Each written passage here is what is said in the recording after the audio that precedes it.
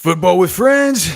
It's fun as hell. My name is Alex Dunlap here with Cody Carpentier on a big Tuesday edition of the show, a jam-packed show. So pumped to be here with you guys today on Orange Bloods Live. Cody, I put up a column today over on Orange Bloods about Travis Shaw, the North Carolina defensive tackle transfer. And man, I don't know. We have a lot to get to today, but we obviously put that on the thumbnail. And in coming away and kind of coming away from that work and kind of trying to identify what this dude brings and how he fits in with the Texas defense, I was actually a little bit more impressed with him than I thought I would be after two games, NC State and Virginia last year. Just watching him, charting every single play. We'll break down exactly his alignment, his production, sort of where he wins and his areas for improvement. But despite the fact that he wasn't the most productive, this is a dude that shows ridiculous flashes at times. Mm-hmm. And somebody who I just wonder, and we'll get into the reasons why, but who I wonder if he could have a role kind of like Alfred Collins did and a transition from this past season to this next season in the same way that we saw Alfred Collins really bust out. I don't. Have you had a chance to watch Shaw yet? Do you have any thoughts on him in general? I mean, I haven't watched him since he signed, so I haven't watched any new stuff other than going through your column and watching some of those plays. And I guess my first snap reaction, just reading through your column and watching some of those plays. And I know you didn't cherry pick, but what you did was you gave us some pictures of the good in what Shaw can bring. And I guess the glass half full side of me believes that a guy like that is a former 5-star, an elite prospect with size. Like I'm watching some of those clips, and you bring up Alfred Collins. I don't remember, like, outside of like the spring game pick six, the interception in the season or whatever. Like, he made a couple splash plays, but I don't remember them being like some of those clips that you cut up and put on, or you copied them over into your post. Some of those kind of looked like a little more like Tavondre Sweat. Yeah. Maybe it's his body type, his body shape. But some of that just like, you can't stop what I'm doing on this play. You can't stop me. You can't slow me down. And I guess my comment onto your post was like, if they can get this at like a little bit more often rip, even if it's only playing 35% of the snaps or something, I don't know what their plan is. It doesn't really matter at this point, but I think that would be a massive win, even if they can draw a little bit from that. Let's just kind of go through sort of who he was for this team. So he was not a starter at UNC in 2024, but he was certainly like a frontline depth kind of guy. I watched in total, it was like 157 or 143 snaps of this UNC defense. Watched Mac Brown get majorly tilted with this defense very often at times. I can't believe what happened in the NC State game with this defense. Just talk about just clutching defeat right out of the jaws of victory. But so not a starter, but basically over the course of all those snaps, 39.86% snap participant. As far as his alignments, mainly a 3 technique. So right there between the guard and the tackle is where he was most of the time in the B gap. And what he does best is truly as a B gap penetrator. This is a guy who can get upfield. When he has it, just an elite first step upfield. Lots of explosion, lots of burst. Very athletic through his lower half. Not Vernon Broughton, skinny legs kind of stuff, but real athletes lower half, if that makes any sense. Cody, you'll know what I mean when it's kind of like he's got the calves and the ankles of like a really big running back or something, as opposed to just a fire plug defensive tackle, like some sort of Haloti Nada or gosh, how am I blanking on his name? Tampa Vita Vea. That's got cankles the size of his knees. I mean, this guy's not like that. But it is worth mentioning that he wasn't a starter for these guys. He was a 40% snap participant. That basically falls in line from a Texas if you're thinking about it from Texas 2024, that's basically Jermaine Lole, right? He played 43% of snaps. Your number 3 guy, right? That's sort of what Travis Shaw was for this team. And it makes sense because we know who Mac Brown is. For people, Cody might not know this, but for people who've been around this program long enough, they know that um, Mac Brown used to always have this thing for like he had this deference to like veteran players and senior leaders and all this stuff where he would always talk about spilled blood for the program and all this. And so he's always had a deference for these older guys. It's interesting to me that Travis Shaw didn't stay at UNC because all number 98, number 5, number 6, the guys that would kind of play a little bit in front of him, specifically number 5 and number 98. Number 5 is his name is I wrote it down. His name is Javari Ritzy, and it looks like he's probably only going to be on the periphery of getting drafted. The other guy, there was Kevin Hester Jr., number 98, who was like a grad student, all this, and number 5 and number 6 was also a redshirt senior. And so Travis Shaw was next man up at UNC. I'm kind of interested as to why he left. Whether it was it Belichick? Was it he just wanted to get in the portal and make more cash? I don't really know, but he was certainly looked like he was, if it would be like if Jermaine Lole was coming back next year for Texas, that would be how he was sort of lined up to be next year for UNC. Just his flashes that he shows as a one gap penetrator are excellent. He holds up well against inside zone and inside runs versus outside zone and outside runs. He has a tendency to get his pad level up and get washed away. Yeah. And that's something that you can kind of notice sometimes with these guys. He's tall. He's 6'5.5", 330 pounds. His pad level can get high in outside zone. And when it does, and he relies on his natural strength, he can get washed away. But as far as just the point of contact on inside runs, stuff like that, closed spaces, phone booth stuff. He has a really good anchor. He's really tough to move off his spot. So I showed some examples of, I put like 3 of them up, but there was more than 3 just where he shows just these elite flashes of that 5-star pedigree. Just elite, man. There was the one TFL down on the goal line versus NC State. There was one where he would have gotten a TFL if he was just – that's the thing about Shaw. The flashes from him are not as consistent as you would like to see. They just aren't. And we'll get back to that and how it kind of reminds me of Alfred Collins here in a second. But it's not just that. It's also the B-gap penetration on passing downs where he generated pressures over the course of so out of those 143 snaps, he played 57 of them. Over the course of those plays, he had 3 quarterback pressures, a TFL, or run stuff, 1 assisted tackle. He also missed 1 tackle. So if you look at it on the deep dig scale, right, as far as the snaps per production caused, he was sitting over this sample at production caused once every 11.4 snaps.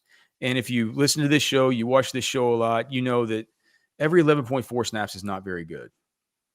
That's not very good efficiency.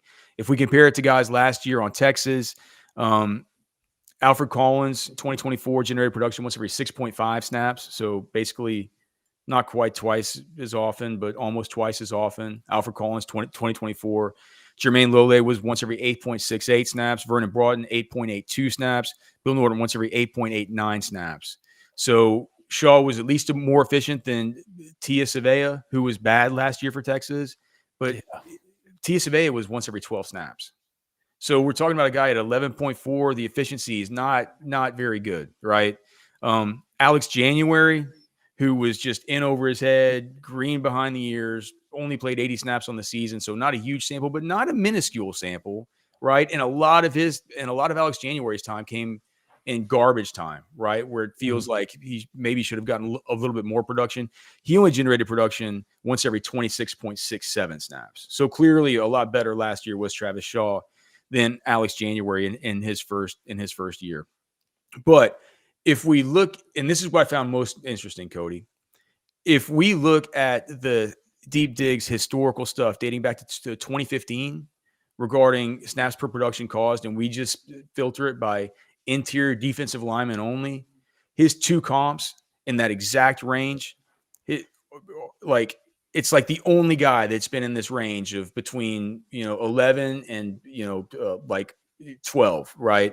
And those two have been 2023 Alfred Collins once every 11.09 snaps, so just last year for Alfred Collins, right? And 2022 Alfred Collins generated production once every 11.22 snaps. So dating back to 2015, those two seasons are by far the closest comps to what we saw out of Shaw last year. God, Collins technically got worse this year? No, much better. No, you said 11.9 to 11.2. No, so in 2022 he was at 11.22. In 2023 he was at 11.09. And then in 2024, he was at 6.51. My bad. I forgot about the 2020. I thought I was a year off in my brain. Yeah, he took a major leap. What was Sweat in 2023? Tavondre Sweat 2023. Let me pull it up. So I could pull up the 2024 deep dig and just look at the historical comps. Well, that's what I was more wondering, was the historical thing. So like, let me just get that sheet. What was his leap from 22 to 23? If it's there.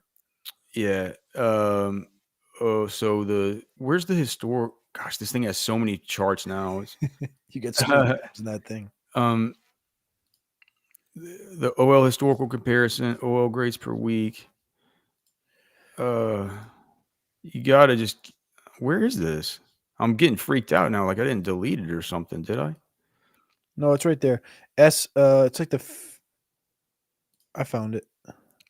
Oh wait, this is a different. Where is it? Sorry, I was looking at my copy. I don't even know, where did it go. Prod historical comparison. Where is it? Oh, S-Prod, historical president. All right, my bad. All right, so Sweat in 2023 was at 5.44 snaps per production. So you want to know 2022 what he was? 2022, 8.37. Yeah, 8.37. Okay, so he took a good leap. It's a different stratosphere of tier though. Yeah. When you. But I'm just saying this though with Collins.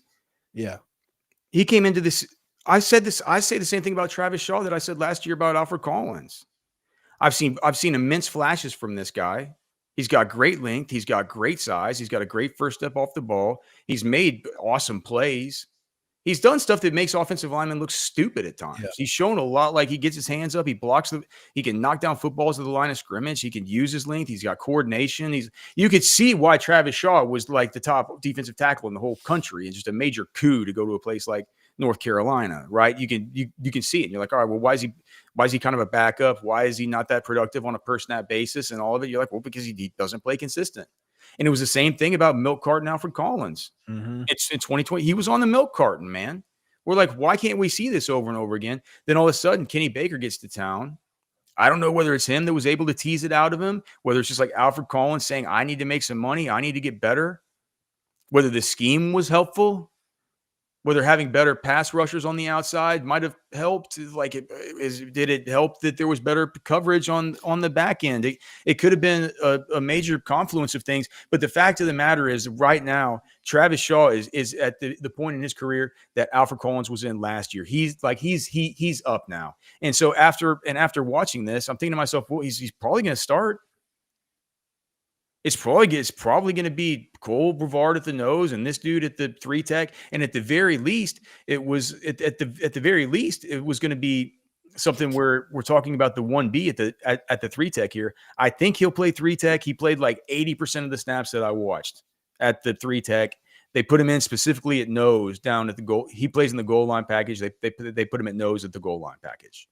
So he can obviously play nose. I think, though, where he'll probably play is 3 technique. I think he would play ahead of Alex January. I still haven't done Hero Canoe. That's the next one that I'm going to do. And we know that Justice Terry's coming in, so Justice is going to have to play 3 tech. He's not playing nose in his first year. So maybe maybe they platoon nose. Regardless, if yeah, so I can't see it because where do you have? Okay, so you have Shaw. Okay, um, you have Melvin Hills ahead of Justice Terry. that It's the Justice Finkley thing from last year with Colin Simmons. You got to show up and, you know, there was there was an edge rusher that goes drafted by the Vikings in like 2001, right, from Michigan State, Demetrius Underwood, right, first round pick, like all time name team, right? all time. Yeah, he showed, but what's he do? He doesn't show up to rookie OTAs. He shows up to fall camp in army fatigues and never plays it down in football for the Vikings. I'm not saying that's going to be just as terrible. What I'm saying is, like Colin Simmons last year, you got to show up and beat the man that's already on campus. It's a foregone expectation it's going to happen, but you still got to show up and do it. Yeah, I think, dude, Kenny Baker mixes and matches these dudes from nose to defensive. They're going to play both. Yeah. All these guys are going to play both, except Justice Terry. I don't see him playing nose at least to start, and I kind of don't see Josiah Sharma playing 3 tech to start. I think he'll just be at nose and he'll stay at nose. I think January will play both. Shaw will play both. I think Brevard will play mainly nose. And I think, and then we'll find out about Canoe once I do that one. That'll be my second one that I do later on in this week. I came away from it despite the fact that he takes plays off. I think that's kind of it. And do you think with these defensive tackles that if they have the on-off switch stuff, they can't ever fix it? Because I'm not sure. I used to believe that. I used to believe that it was an incurable disease, Cody.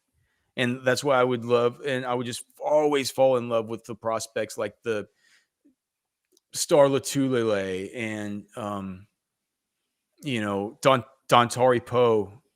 And these players like this, when you watch them, they play like maniacal Tasmanian devils, and they don't take plays off. And looking back, I would overrate guys like that.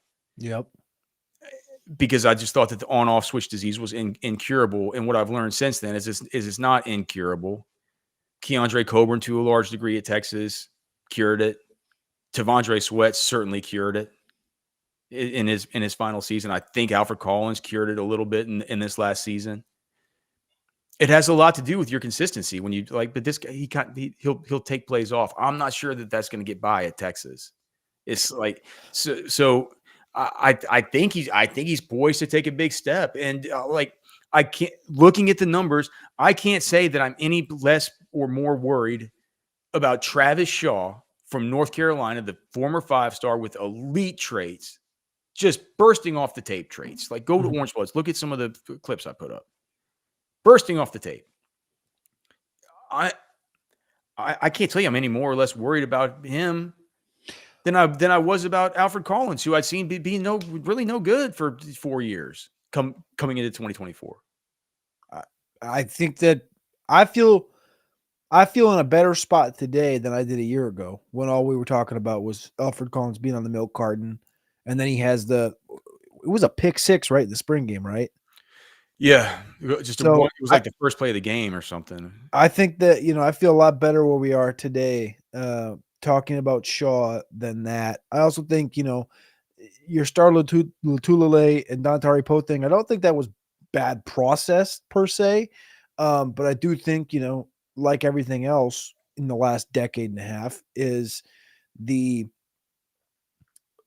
maybe maturation or lack of maturation for collegiate players, young kids, etc., to the point where they're not really brought up that way. There are still guys that are like that, but that's going to be more of your, safeties, your linebackers and things like that. Like, these defensive tackles are now, not that Latulele and Dontari Poe are both 330, 350 pounds, but guys that are this size maybe aren't expected to do the same thing that those guys were back then, where if they tell Shaw, I would expect that, you walk in there, and we've saw what Broughton, we've seen what Alfred Collins, I mean, even Bill Norton to a certain extent, who, isn't really getting any NFL conversation right now. But I was watching John Gruden's video today, and Bill Norton's down there in Tampa training and learning from Gruden. He is. Gruden's got Malachi This Stark. guy, Big Billy Norton, I just love it. He got big keg on it, big keg on his belly. Love this guy. He's got Malachi Starks in there. He's got Juice Wells and all. He's got a bunch of dudes that are like well known in the draft and a bunch of guys that aren't well known in the draft. And he's got Bill Norton in there. And he asked Norton why he was at 3 different schools. He's like, my whole staff left at Arizona. That's why he left to go to Texas. And Shaw, the whole staff left. And so, he's coming to look for an opportunity, and you get Kenny Baker, and you kind of get a fresh start. And Kenny Baker's a guy that obviously coached the Dolphins in the defensive line, and he's now going to potentially get, if you say this happens, if you say Bill Norton gets a 7th round pick, or he's a priority free agent, whatever it is, potentially 3 defensive tackles in 1 year under Kenny Baker. A year ago right now, you're like, yeah, Alfred Collins is probably drafted because of his body type. But if I told you all 3 of those guys got drafted a year ago right now, you'd be like, no, Kenny Baker did a pretty good job. So I kind of tend to just lean in to believe that Travis Shaw, we may get the most out of Travis Shaw this year than the North Carolina ever got from him. I think that's a real possibility. And I trust Kenny Baker, after 1 year of seeing what he's done so far, that Kenny Baker can pull that out of him. Texas is going to need to. But Travis Shaw didn't come cheap. It wasn't cheap. You know what I mean? Like, they're going to – North Carolina was going to get the most out of Travis Shaw that it had ever gotten last year. Or this upcoming season. Well, why? Because of Bill Belichick? You think Bill Belichick's just going to pull that out of him? Yeah, yes. I would to a certain degree, and I also just think he's up, man. I think he's primed. I see it. It's right under the surface with him. You know what I mean? I don't know if I agree with you in the sense that you'd say, like, North Carolina would have gotten the most out of him. Like, Kenny Baker's young, more than they got last year. Clark's young. And you're looking over there where, like, Mac has been the coach in North Carolina, right? I don't know who the defensive line coach has been, but Mac's been the head coach in North Carolina. He's in his 70s. And now Bill comes in there and he's in his 70s, and they haven't been able to get the most out of him this far. I know Bill's different. I get that. But it's also, I don't know. I don't know if I agree with that. I think that, the situation changing and you getting a guy like Kenny Baker that can maybe be an ass to you and say, dude, look what I just did with these guys. Maybe he doesn't say that, but he knows what he just did with them, and he sees the talent that Travis Shaw brings. It's in there somewhere, and we've seen it in the clips. If you go look on Orange Bloods on your post, there's flashes there. And if Kenny Baker can reel that thing in, and if this guy can maybe drop 10 pounds, 15 pounds, you'd be looking at a stud. Do you think he needs to drop weight? I would like to see him drop 10 pounds. I could see it. I don't think that would. I don't know what the hell he weighs right now, but based on the tape from last year, I'd like to see him drop 10 pounds. He's a little bit. Yeah, he could get a little more tucked in, right? Maybe just like around the gut and stuff like that. I think there's probably maybe a little bit of bad weight there, but I'm not calling him out of shape Albert Hainsworth. I'm just saying, like, I think 10 pounds would speed him up a little bit, which would make, I think, a world. It could make a world difference. Yeah, it's for sure. And it's here's the other thing is that once he gets into town, he's going to be able to find just super elite beef snacks, like ones that are really good for you. We got beef jerky back. I mean, it's back up and running. We got some new products coming out for you soon. We tested one last night. I think it's the best thing that we've ever made. One of the best things I've ever made in my life, period. I can't wait for you guys to try that. But in the meantime, we do have Football with Friends beef jerky from Texas Beef Traders. No vaccines, no antibiotics, no cockamamie steroids, no shots, no nothing. Just straight sirloin beef from Mason, Texas. You can get it right there with the QR code that Cody has put up. I also will put a link to the beef jerky in the chat right now. If you guys can go order some, we have 4 different flavors at this point. We're expanding it. We have the cowboy blend, the jalapeno garlic, which were the original 2. We've also added hot honey and smoked garlic. My favorite right now is hot honey. You've had it already? Yeah. And here's the thing, Cody. It's like, you don't like spicy stuff. It's not the least bit spicy at all. It's called hot honey. That's only because that Chinese stuff is called hot honey. Yeah. It's not. It's like less spicy than the cowboy one. So you're gonna love it. Check it out. That's the beef jerky link. Oh, I didn't write beef jerky, so here it is. Beef jerky link, and it's in the chat. All right, so go check it out, and make sure to just check out Texas Beef Traders and just in general, Texas Beef Traders right there right there in the heart of Lakeway, right off of Loman's Crossing. Get your 10% off. Go get some delicious steaks. Go get some ground beef. It's like $4, or I think it's $5 a pound. But you get you get it for $4.50 with your discount. You get the steaks are cheaper than the grocery store when you add that 10% discount, and you're supporting local farmers, you're supporting a great local business, you're supporting us by going to our sponsors. And also, if you live in the Austin area, just call Darren, make your order, he'll just bring it to your house. It's that easy. Texas Beef Traders, texasbeeftraders.com. Cody, what on earth is going on with Jonte Cook? I don't know. I don't want to say too much because we don't know a lot, but allegedly the reports are that what is going on? I mean, I'm just gonna put it this way. Like the first thing that came to mind, which is not a good thing to think, and when I hear stories of potentially what happened, allegedly what happened, again, I don't want to be pointed at in any way, shape, or form. But the first thing I think of is being under the influence of something to make you act the way that it sounds like he acted in that situation. But he was arrested this morning, so that's not good in any way, shape, or form. But it makes me feel like there's maybe some being under the influence had something to do with it. But I don't know. I feel bad because the kid's a superstar at the wide receiver position. He's not going to be a superstar if he can't get his act together. Well, he's not going to ever play it down to football again if he doesn't get his act together. But what is next? What is next for him? Hopefully, Sam Houston State or something. I mean, Alex, like he was arrested this morning, right?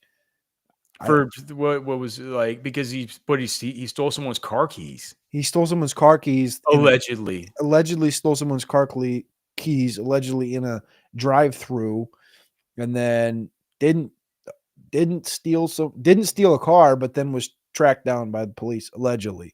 And then there was allegedly some issues with the police when they confronted him or something. Yeah, which again makes me just like the first thing that comes to my mind is like this is not.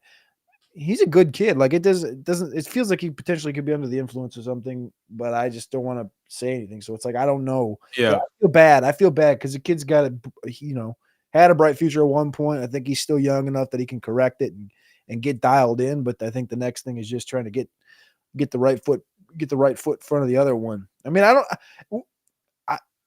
I guess I wasn't following the Texas high school space as much when who was the receiver that went to A&M and then is transferred like 3 times now? Was that Demas? Evan Stewart? No. Before that, was it Demas? Maybe. Demas? Yeah, Damon Demas, maybe. Demas? He's at like a Wait, wasn't Damon Demas the one the real kitty cat from Maryland that was with Raheem Jarrett and Jared Copeland? That was a Demas. Just the biggest. That was Jonte Demas. That guy's the biggest little kitty cat I've ever met. Demon Demas was at Garden City last year, and he's been at like Garden City. I think he was at A&M. I think he went somewhere else as well, but I think he was at Garden City JUCO last year. But more so, my point is like I wasn't around during that, so I don't know why he went backwards like he did, but I think there's still an avenue. I think with the new day and age, where the new approval that came down back when Diego Pavia went against NCAA and they opened up that extra year of eligibility, allowing JUCO to kind of have a different angle on stuff now. I wonder if JUCO's an angle for him. I don't know. I wish nothing but the best for Jonte, but it's not good. It goes to and we'll get off of Jonte. We're not here to drag the guy. We've all done idiotic things. I mean, it's like it's whatever. But yeah, gosh, it's just different. It's like it really makes you feel bad whenever somebody, they have so much in front of them. You're just like, come on, dude. Speaking of having a bunch in front of them, speaking of DeSoto, here's a Tuesday topic for you. The Can initial I just can I say this one thing first about Jonte? okay. I it it makes sense now to me why Sark is not going as hard in the transfer portal for wide receiver as he did last year whenever Jonte was looking to be like the top dude coming back. I think Sark might have, you know what I mean? It's like he knew he needed to get enough guys to where Jonte was like, if he Not hits, great. If he hits, great. But we need dudes just in case this thing doesn't ever pan out. You know what I mean? And it makes me think that maybe with the guys he has coming in now and the freshmen that he has coming in now, he's got a whole lot better feel for those guys because, it's like they're not a whole ton of experience coming back, kind of like it was then. No, nowhere near as thin or as dire, but it's just like maybe we could have seen a little bit of writing on the wall, just kind of how from the difference in how Sark has handled the portal as far as wide receivers from last year to this year. I feel like it's tough to see that from our spot though. It's like who are we to project that Jonte isn't going to hit, like a year ago right now. We didn't have there wasn't like writing on the wall that, Yeah, I just kind of mean in retrospect, it's interesting to think about. All right, sorry. Let's get to your DeSoto. No, it was. I was trying to sidewind it, but to stay in DeSoto and think more, a lot in front of you. The initial class of 2027 5-stars have been announced on Rivals today. Booby Feaster, who you remember all the way back, your guy was at June when I was at the Rivals 5-star, and I came upstairs and I just looked at you and I don't even remember what I said, but I was like, Booby, done. Like this is done. Like now, like this kid, I've seen enough. Yeah, but he hadn't even played it. I mean, he's a class of 2027, so he's going to be a junior this year. So he hadn't even played his sophomore season, which he just played at that point. He was coming off of his freshman year at that point, and now he's a year later. Would it shock me if he reclassified in the class of 26? No. Do I expect it? Why wouldn't you? Can you just do that? It seems like what's happening more and more with this this kid is. I'm telling you, Alex, this kid's ready to play football. Like, yeah, but isn't there some academic stuff you got to handle to get that done? Do you have to I'm sure, but I mean you have to do some major digging to even know that. But I think it was a whisper. I want to say it was like last fall. It was a whisper, but it was so far out that because it was like 2 classes. It was did he could possibly reclassify it? Yeah, but it was like 3 classes out, and it was like I think Jason had said like, yeah, I mean it's a thought, but it's like it was so far out that it wouldn't even entertain. Now, I mean he just went quiet on Twitter today, and he said I'll be back in 10 days. Like he's just going quiet, and it's like it's February. Like what are you going quiet for? It's like he's been taking visits and stuff. I'm like, I could smell something coming. But anyway, he's the top ranked wide receiver in the class. Here's the top 6 guys in the country. If I take down that post there, it's Feaster at 4, LaDamian Guyton 1, edge rusher from Georgia, Elijah Haven, quarterback from Louisiana, Richard Wesley, defensive end from California, Booby Feaster from DeSoto. 6'5", 255. Wow. 6'5", 255 for the defensive end. Duvet Williams, cornerback from Juniper Serra, and Haven Finney from California as well. So bunch of Cali in this top list. 3 Cali kids, 2 from the same school.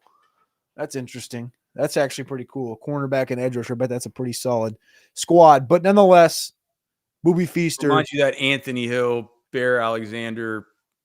There you go. Bowen. Billy Bowman. Denton team. Yeah. Oh, gosh. But anyway, so he's a top-ranked kid. We'll see how long he stays in the class of 2027. The next highest-ranked receiver is like 19th overall, and Booby is 4th. So bona fide 5-stars, only 6 5-stars in that class at the current stage. That's like when I'm looking at the 26 class, Turntine, Felix Ojo, Javian Osborne, the running back, and Booby Feaster. Give me them 4. Dude, I was at my daughter's basketball game on Saturday, they have their playoffs coming up this weekend, and like my son's got his Super Bowl on Sunday, all this stuff. So it's like a big game. Wait, And he's got Super Bowl on Super Bowl Sunday? yeah. That's pretty cool. It's gonna be tough, man. I've told you about that one coach that never loses. They managed to get the better of them. Like they're having to go up against this guy this year. Yeah, well, it's every year. You got to get through this guy. He's like the cartoon of dude. I guarantee you that there's Lake Travis dads out there who know this, who know this guy. He's the kind of coach that you're talking about, little 6 and 7 year old little boys, and he walks around telling his coaches they're like talking about the other teams. He goes and scouts the other teams and says stuff like, "These are the slowest bunch of little a-holes I've ever seen." So like it's just crazy. It's crazy how wild this guy is. You drive through Rough Hollow and see them. They practice every day, so like it's pretty tough. But at my daughter's basketball game, I'm supposed to be watching her play and stuff like that. I couldn't take my eyes off of this guy's poncho shirt. It was the coolest one I've seen yet. It was one of the denim ones that I like, but it was that one that's kind of the I think it's called the Hidalgo, and it's kind of gray, but it's got a little bit of green to like a little bit of like I think it's called like sage green. Mm-hmm. I was like, dude, well that's my next poncho shirt. I just kept looking at it. I was so jealous of him. These clothes from Poncho, they were like you get addicted to them. You don't want to wear anything else, man. We love Poncho Outdoors. Thanks so much to those guys for being a great sponsor. And it looks like getting close to like 600 of you guys between X and YouTube watching the show. Look, the Specs chat line is brought to you guys by Specs. They're having a big wine sale right now. Why don't we listen to them? With hundreds of wines on sale, Specs is turning these aisles into the ultimate love story. Uncork something special during Specs' huge wine sale, going on now. Specs, the fun starts. All right, Specs, Wine, Spirits, and Finer Foods. Thanks so much to those guys. This, again, is Football with Friends here on Orange Bloods Live. We're here every night from 6 to 7 p.m. So if it's your first time watching or if you're checking us out on Wednesday morning, welcome. Thank you. Please tell a friend. Please like the show. Subscribe to the channel. But most importantly, if you dig this stuff, if you want to hear about the Longhorns, the NFL draft, college football, transfer portal, recruiting, every day, man, throughout the season. We're here this is fun stuff for us, man. We love to talk about it. This is one of our favorite times of year is the evaluation and prospecting season. So stick around, click a reminder. I don't know, ring the bell. Notifications. Yeah, man. And just remember, man, your boys, Alex and Cody, we're here every day. By the way, Cody, I haven't talked to you about this. We might need to do something on Friday, maybe do a little early or get out early because I have the daddy-daughter dance that night, and it's from 6 to 9. So maybe we might do do an earlier show or something. We can talk about it. We can do an earlier show. We'll always keep you guys. We'll always keep you guys posted with stuff like that. You get too far off a Poncho. I was doing my Behind the Enemy Lines column that's up on Orange Bloods today, and I was actually scrolling through the A&M page, the Aggie Yale page or whatever, and somebody had started a thread, and it was like, Poncho ? Was the name of the thread. And I opened it up, and it was just a bunch of Aggies tilted because they loved the poncho gear. But they were like, "What's up with this poncho? What's up with this poncho company?" You go over there and the website, it's all great clothing. And then you scroll down and it's got some. I think it was like they said like what do they call them? SIP. It's got some SIP clothing or something. They call Longhorns T-sips. T-sips, yeah. They got T-sip clothing because you go over there and the 40 acre shirt, which is available now, is over there and it's got like the Longhorn logo on a denim. Did you see that they got the blue hoodies back? And, no, I didn't. But what I'm saying is like I was over there and these guys were just tilted because they're like, "This is awesome clothing." Yeah. I saw this poncho out and I went to go buy it. And I scrolled down, and they had the Longhorn, and they were just tilted. I thought that was awesome. It feels like me having my favorite tequila being my Casamigos being made by George Clooney of all people. It's just, gosh, I got to give this guy money. All right, so hey, I think this might have to do with your column for today, but this was a topic I wanted to talk about. Was Ryan Day lost his offensive coordinator and his defensive coordinator? What is Ohio State going to do? Does this affect your outlook on them for the season with a new quarterback, new offensive coordinator, new defensive coordinators? Or are we just in the age where you kind of teams are going to find themselves in these cycles? Hopefully not perpetually, but it hadn't been too bad for Oregon or some of these teams. Just like, all right, well, every year we just go and sign some experienced quarterback out of the transfer portal that wants to stick around an extra year. I don't think that's what Ohio State's doing. It feels like that they got it's things coming up on their roster, but it's still new quarterback, new OC, new DC. What do you think of Chip Kelly to the Raiders? It's like it's a lot. I mean, there's a lot with this. So it's a big, it's not quite Michigan-esque, but as we remember last year, Michigan and I realized it last night much more. It kind of hit me more as I was typing up the column, was how kind of comparable the situation is to what Michigan had last year. Michigan last year had 13 kids drafted, right? They lose Harbaugh. They go out and get it. They lose their DC, Jesse Minter. You look at, and they lose their quarterback. Yeah.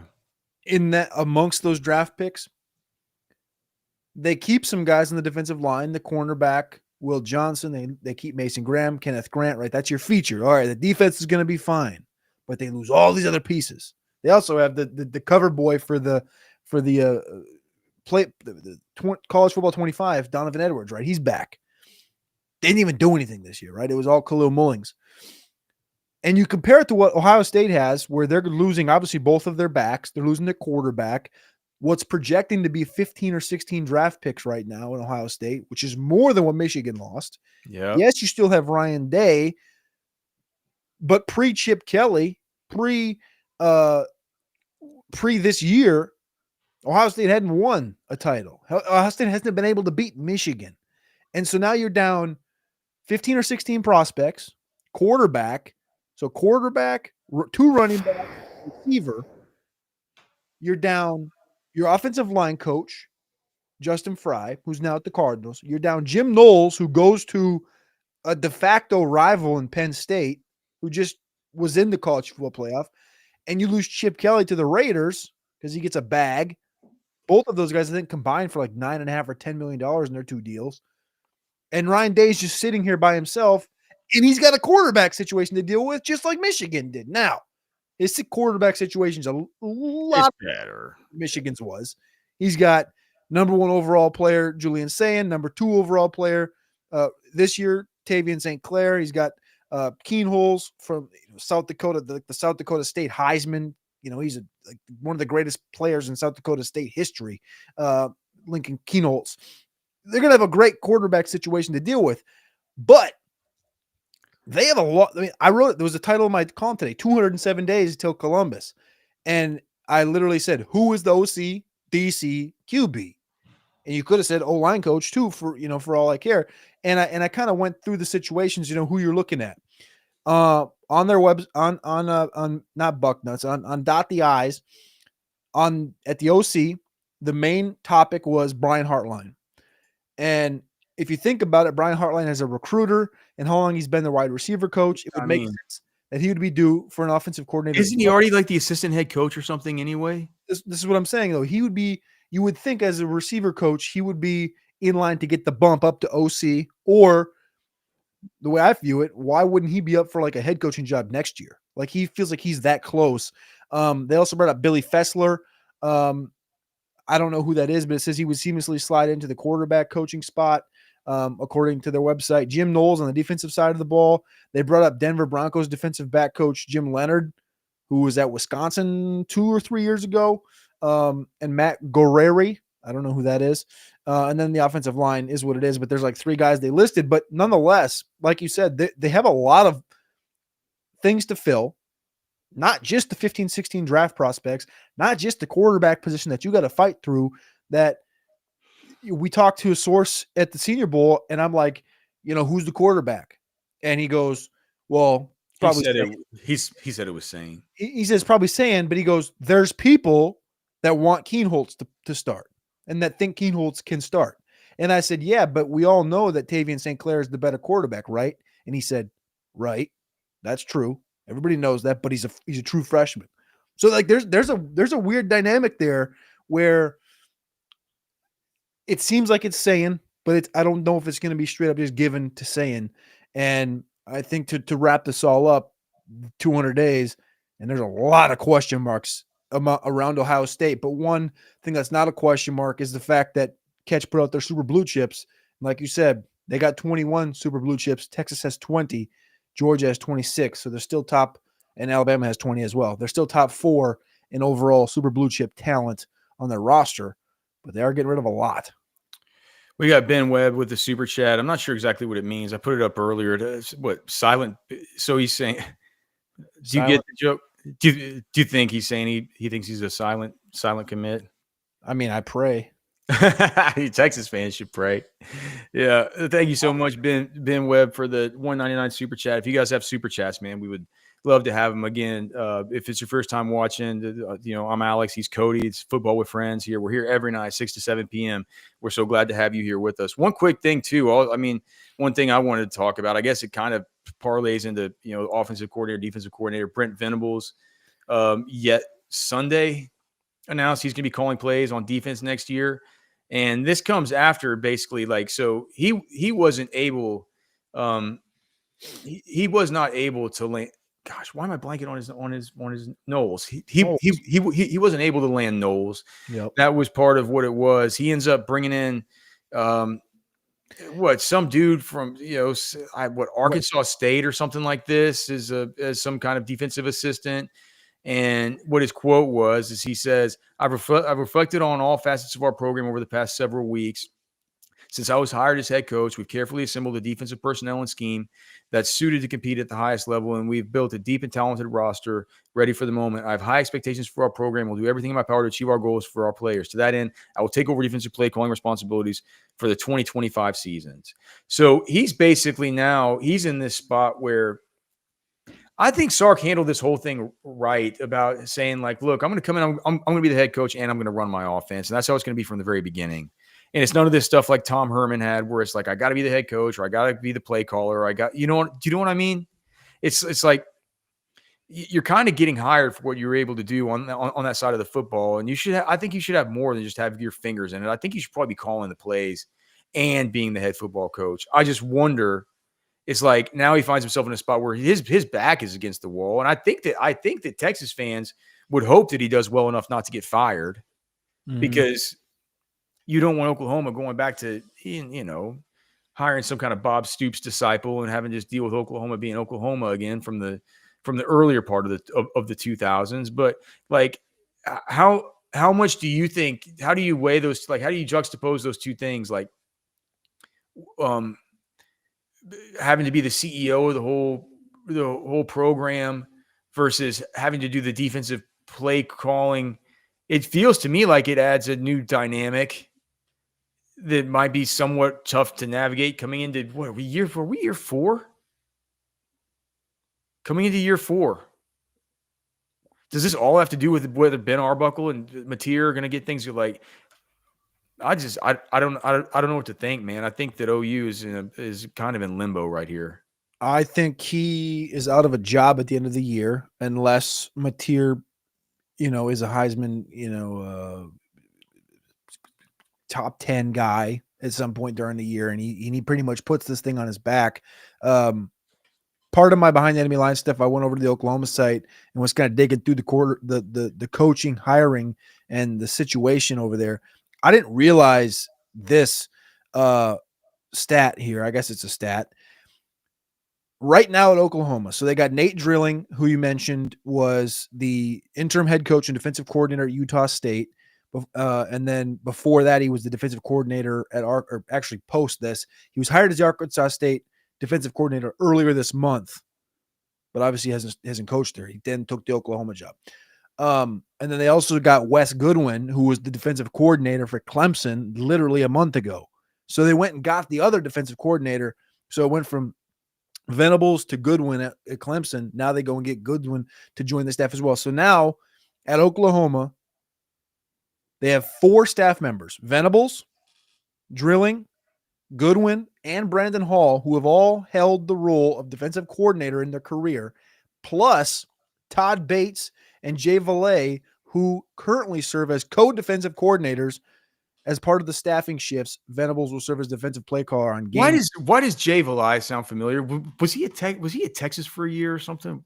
Alex, that's 4 former defensive coordinators and 2 co-defensive coordinators. That's 6 dudes on that defense that hypothetically are in a situation to where they could be calling plays, scheming defense. It sounds cool on paper to potentially have 6 different like-minded brains trying to diagnose an opposing offense. Do I think Venables being labeled as the play caller on game day means a lot? I think what it means is he's trying to take the pressure and put it on himself, which I think he already knows all the pressure in the state of Oklahoma is on his shoulders. I also think he knows he's fighting a battle where if you don't win, you probably have to win 9 games this year to save your job. Probably. If you win 8, is 8 enough? Is 8 enough to save your job?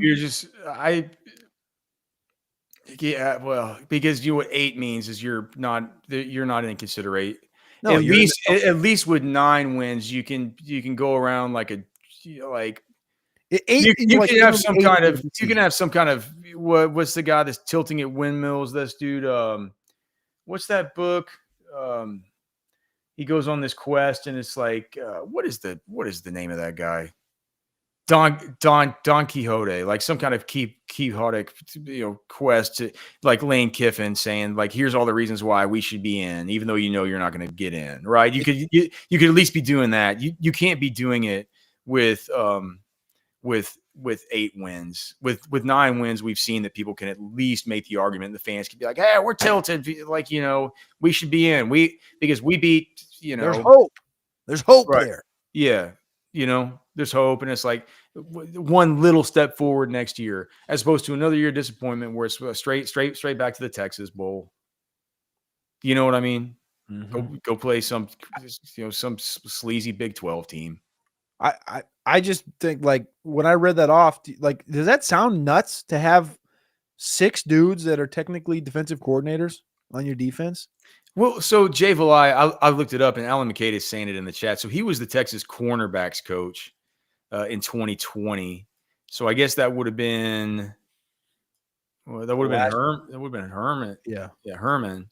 I don't think he was a defensive coordinator though, was he? He's listed.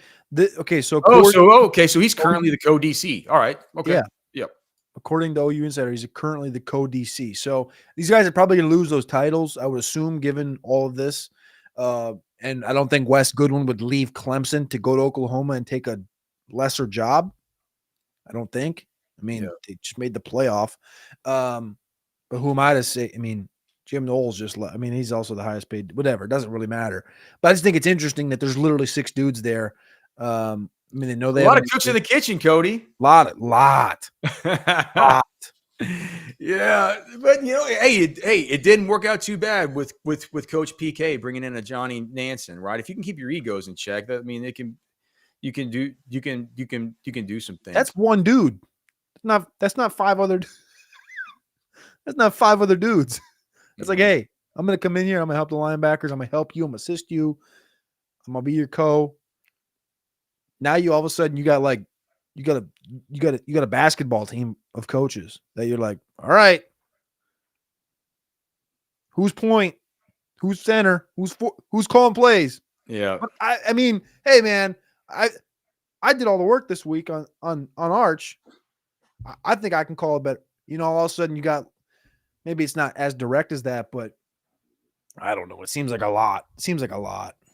Cody, we need a title sponsor for the show. Tell them about how the show's growing and how they can work with us here.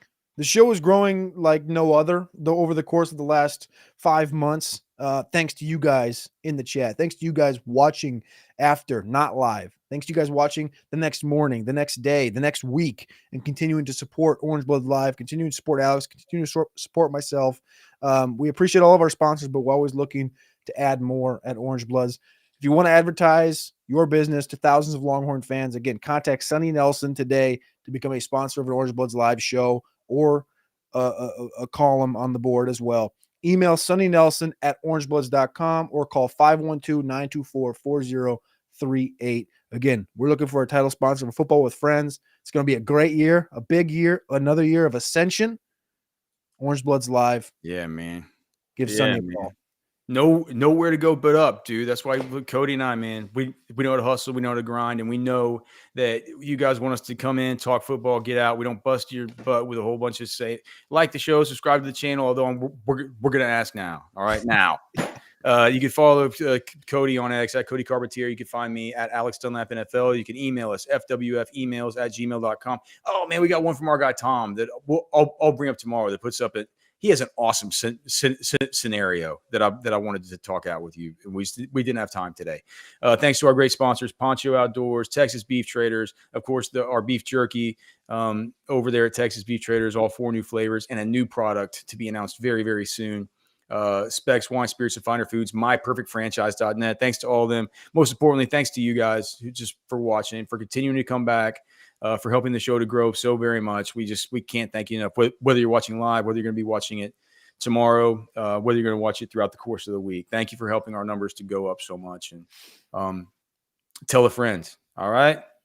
Thank you guys so much, man. Thank you for being here. We love you all very much. God bless you. For Cody, I'm Alex. We're done.